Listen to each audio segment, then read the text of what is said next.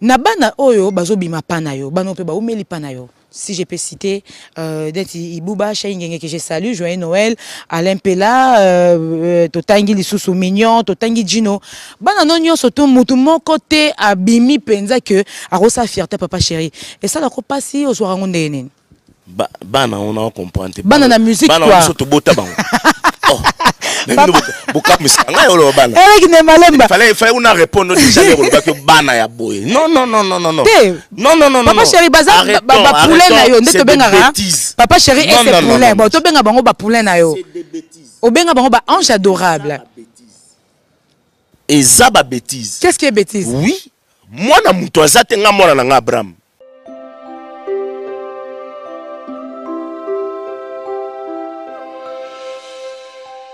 Namasolo tozobeta papa chéri.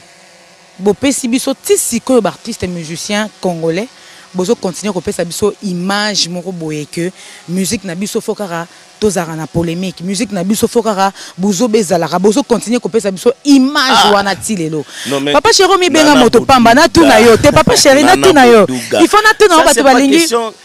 C'est pas une question qui est destinée à Jibem Piana. Papa parce chéri. Que le Congolais savent que Jibem Piana a l'inganae polémique. Il n'accepte pas ce genre de choses. Papa Jérôme côté ici. Peut-être que vous avez battu, tu as expliqué. Voilà. Vous avez peut-être expliqué parce que au Penza, tout a ignoré que na minute yo comme papa chéri solo bama boy et alors même na to que ba questionnaire il faut retourner ngo papa chéri. Papa chéri bana oh frère na yo abimisa. Weranson, yo vandi trop na Weranson. Oyebi ba point faible mutu no, ndepe mutu no pa yebi ba point faible, c'est la famille bobandi bo mwana. Lelo ba musicien oyo yé abimisa. Oh peut yebi que moi langage mo botom sous pe ba potanaka na papa na bango Weranson. Lelo temps ozo soutenir bango, du coup écoute na kati polémique. Pour ozo soutenir bana oyo ba déplacer ba langage pe envers papa na bango na cadre musique andezalara. Pendant que papa chéri bato bayebi ke moto pamba lo baranete. C'est vrai que dans le banon pété, mais comme mono penza ezongi na kati polémique wana oro lo bani et soit à Weranson. Na tout non question mon. Nga malheureusement tout na question la caméra té. OK il va répondre. C'est vraiment dommage parce que apprécier un artiste ça devient un péché.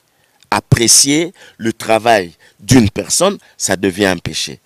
Apprécier un travail bien fait, ça devient un péché. Où est le mal? Parce que j'apprécie les gens qui font du bon boulot. Quand j'appréciais Kabossé Nanzemone, sans toi, aventure sans moteur, qui disait quelque chose. Quand j'appréciais tout le monde là, oh, Bill Clinton fait de la bonne musique, pourquoi les gens n'ont pas parlé? Et aujourd'hui, pourquoi? Pourquoi? Parce que j'apprécie Ferré. J'ai dit, c'est un bon musicien, c'est le meilleur chanteur du Congo, et ça devient un problème.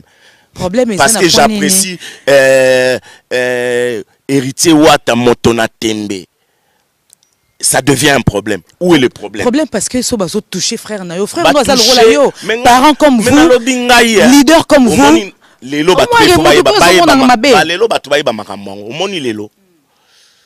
na bato ba finga nga ba na tala ba ngote parce que nga so ngo finga nga lega na info sport totali novelas o finga wana na hotalo ba chen na tala ga yango wana na France 24 na tala yemo ba information na ba émission na mino oyebike do ba biloko wana so ba polémique o bolo ba tellement na linga ka polémique te je sais pas quel embrouille batanango mais moi et ça la nga bizarre que es bazana bakozana mbruité ce qui c'est lo binobo lobake baza bana ya master na ngai mutabimisa bango mais il doit être fier de ses enfants aza fier na bango moi na wa retenir net ba propos mora mabe et pas na elle rola a tenir pe ba propos mabe et pas na directement mais na lobby si je suis pas au courant de ba propos ba on va tenir mais maintenant toi il fallait aller voir ses enfants là leur demander pourquoi bozo tenir ba propos ça vient d'où qui a provoqué.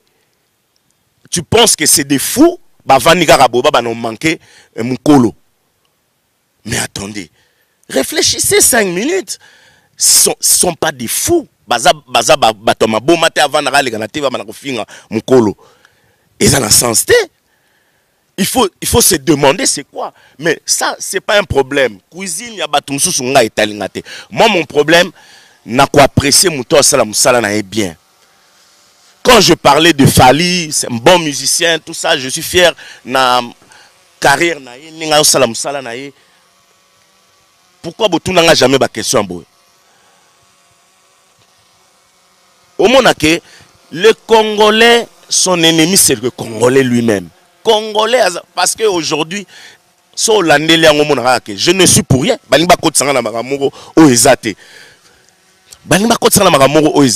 Mais écoute, tu sais bien, Nandenge kaka ko soutenir Ferré. A autre chose, problème na grand frère na bino à musique mukolo makambo lobami ba potani ba comité na justice par kaka ya faire ego la tong yo soutenir ba lobi ah oui papa Charinda confirmé pa que kana yango wana ya zo soutenir. Mais après ko soutenir faire ego là au peut ça conseil peut wana quand même oyebai que Ferré a qui arrêter tout ça au soutenir yo azale ki no aza collègue no aza frère na yo mais après ko soutenir conseil au peut ça yo on ba soutenir na pour la bino papa Chéri bibo linga ba soutenir nani wanga éviter ba compliqué na muto ne sengwa zo sepela ke muninga za en complication mais il faut être Satan voilà mais c'est un cadre polémique non c'est un cadre polémique Ferrego là c'est notre jeune frère c'est un grand artiste de notre pays aujourd'hui c'est normal tout comme moi je l'ai fait, tout comme Félix Oisé pouvait le faire, tout comme Werrason pouvait le faire, tout comme n'importe qui Adolphe Dominguez, n'importe qui Moutounios Oazana, Motema Malamu Yarosel Sabato, Aruiko Salayango. C'est pas un problème. Polémique Ezawa place wana. Na sali tekeo na zu pari ya na sali bon non. Ngai na Nathalie Moninga zana embrouillement. S'il faut l'aider, il faut l'aider. Mais connaissons l'histoire, connaissons l'affaire. Peut-être que le Bakewano et Baki conseil, il peut décaper papa Chéri. Parce que toi, on a besoin de l'élo, artistes et musiciens, bannir, Babilo Rognos, toi. Ça sert à rien, papa Chéri. Non, Nana Bodouga. Tous à la injusteté. Maram Toza Oleka, il faut botalara déjà. Babi so une moto. Au moins, milinga zarobima. So lingi milinga wana.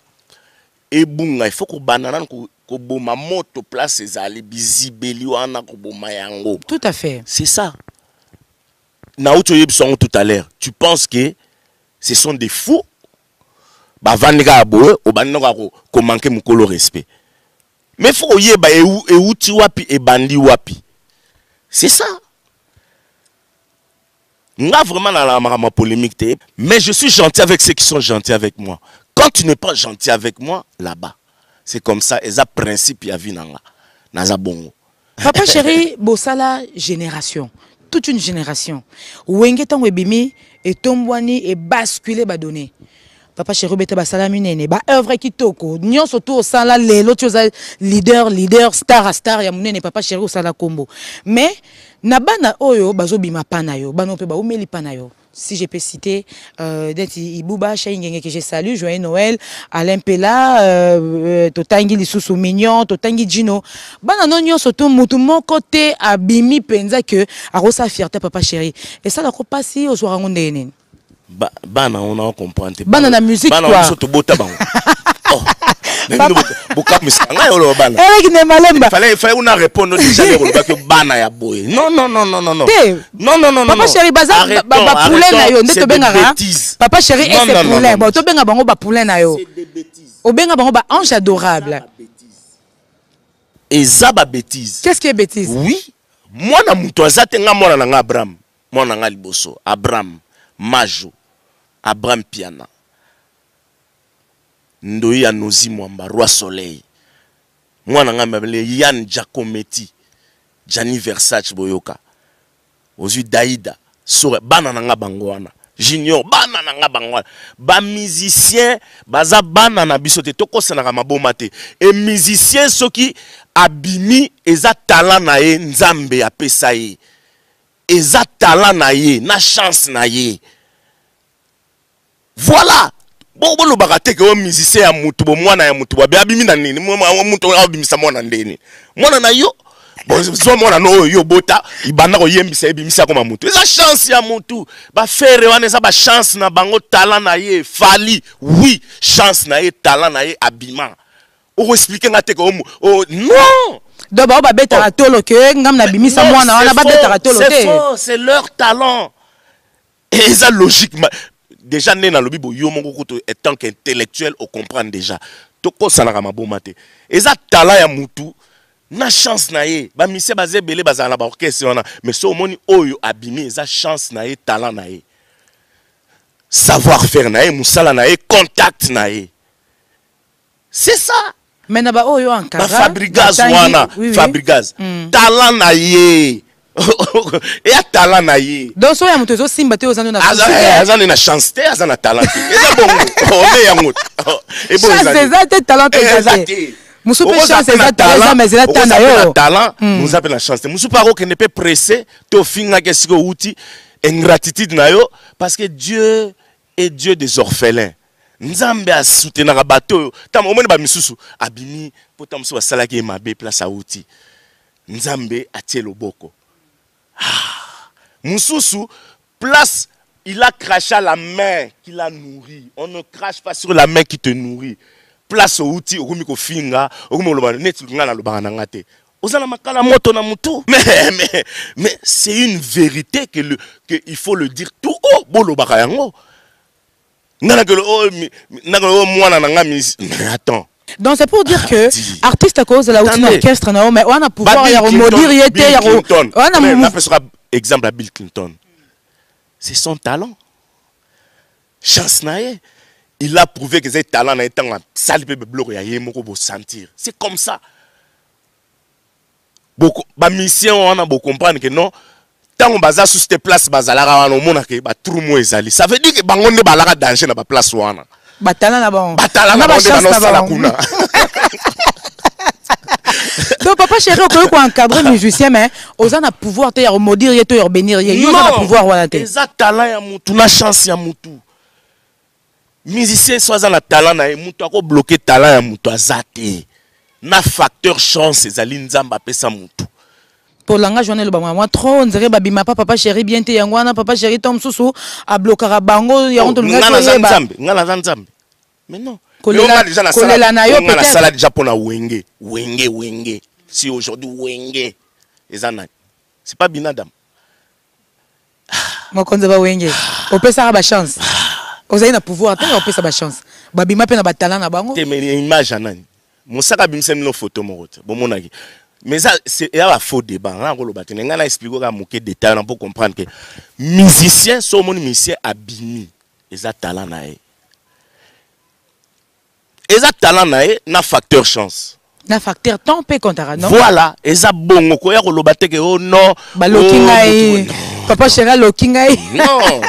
Ça ne musala zana ta zala pe na carnet d'adresse. Et contrat nyoswana. Et contrat so za na carnet d'adresse. Mais quand tu studio oui bana na adresse bien te.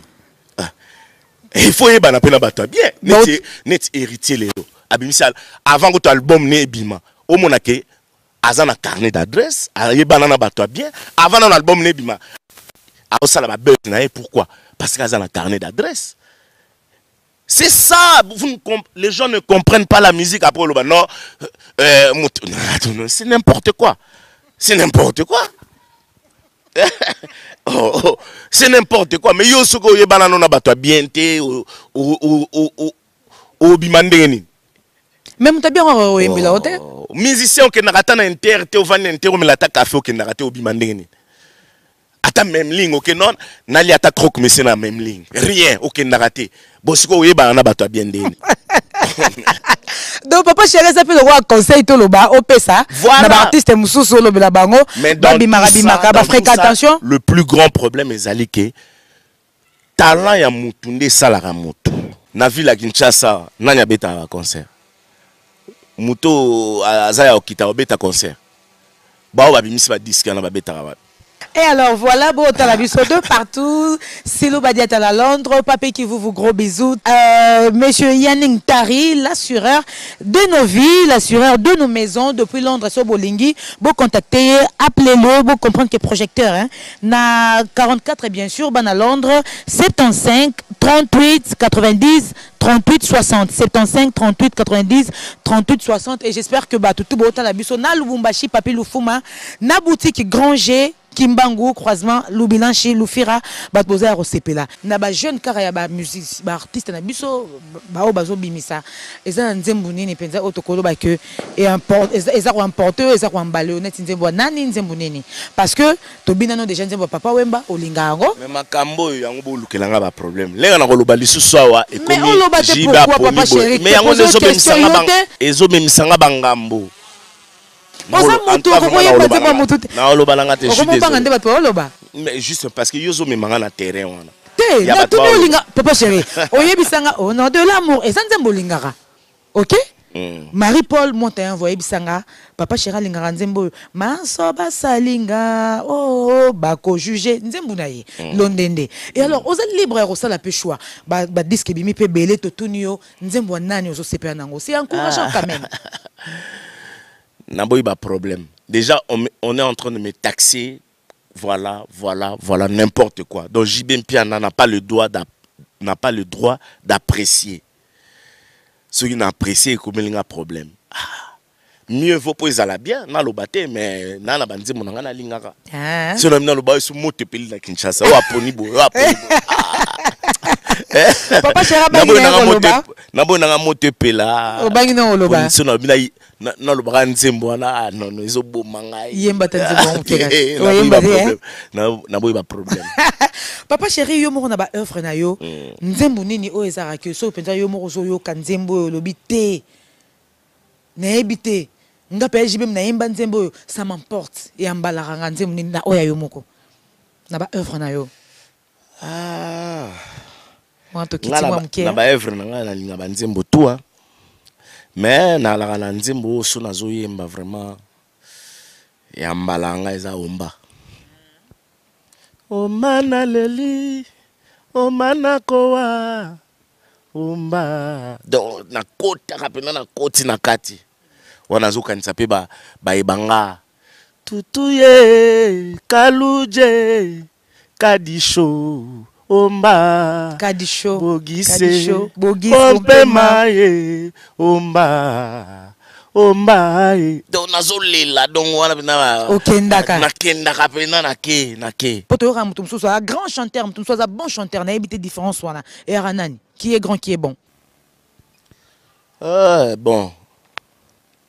bon définition on naza génité naza Moutou aliki batouté pour appeler sa bonne réponse. Maintenant on peut ça selon compréhension voilà. Selon là, un grand chanteur d'abord ils ont Moutou a une force notité, a une na demi tonté, ou a royé mana cœur a MBP ba lead. Ça c'est un grand chanteur. Un bon chanteur c'est celui oyo azaki ala makasi na cœur a partager ma voix. Aroye baba voix nyonso akosala bodon au moins voilà selon conception nanga hein mais nazate que ngane na on peut sa leçon na batu non moi je ne suis que JB Mpiana voilà une explication précise yo moko oza parmi ba grand parmi ba bon selon explication précise la réponse nulle part nazala ngaka JB kaka moyembi kana yemba grand et bonté na yemba neti ngana yebisa ba mission nga jamais na koma nga Michael Jackson tikana lia fumbo na JB ba on ba sekanga o vie na bité oh petit na ça na koma nga bongo na lia na ngai ongulu na lia na ngai ba mikado na beta na nga dozo comprendre takala na kotisa tout ça na lia na ngai donc voilà au respectant nanté ça nga bilo voilà Papa Chéri Zarana facilité à pardonner oui. Donc, na ane otozo kota otokoti déjà na lobake.